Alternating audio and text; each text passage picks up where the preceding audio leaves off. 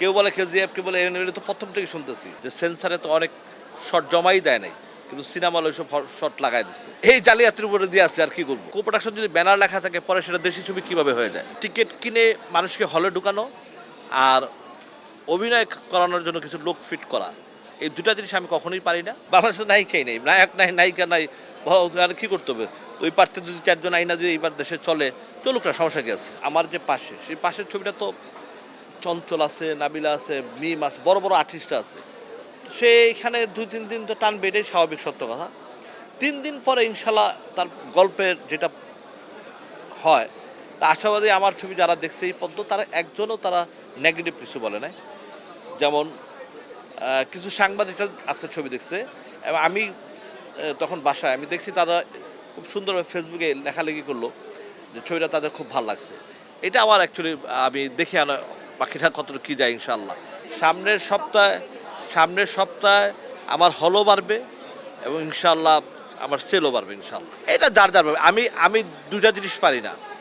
এক হইল টিকিট কিনে মানুষকে হলে ঢুকানো আর অভিনয় করানোর জন্য কিছু লোক ফিট করা, এই দুটা জিনিস আমি কখনোই পারি না।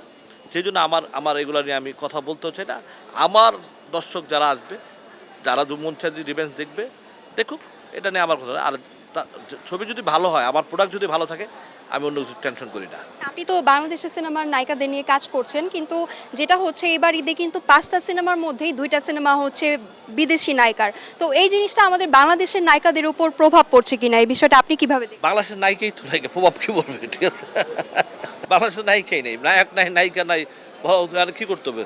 ওই পার্থে যদি চারজন আইনা যদি এইবার দেশে চলুক না, সমস্যা কি আছে? আমি এখনো পর্যন্ত দেখি নাই, আমি এখনো পর্যন্ত দেখি নাই। বাট এগুলো তো প্রথম থেকেই শুনতেছি। কেউ বলে কেজিএফ, কেউ বলে এগুলো তো প্রথম থেকেই শুনতেছি। আমি একটু আগে যেটা খবর পাইছি যে সেন্সারে, আমার যে কোনো সেন্সার মেম্বার আমাকে একজন ফোন করে বললো যে সেন্সারে তো অনেক শট জমাই দেয় নাই, কিন্তু সিনেমা হলে সব শট লাগাই দিচ্ছে। হ্যাঁ, এই যে মানে জিনিসটা, এইটা তো মানে সেন্সার মেম্বার আমাকে একজন ফোন করে বললো, শোনার পর আমি অবাক হলো যে এটা সেন্সারই জমা দেয় নাই, সেটা কীভাবে সিনেমা হলে চলতেছে। তারপরে কো প্রোডাকশন, কিন্তু ওরা যখন প্রথম মহরত করে তখন কিন্তু ব্যানারই লেখা ছিল কো প্রোডাকশন, এখন বলে কো প্রোডাকশন না। এই জালিয়াতির উপরে দিয়ে আছে, আর কি করবো? এগুলো অ্যাকচুয়ালি গভর্নমেন্টের যদি না দেখে, তো আমরা কী করবো?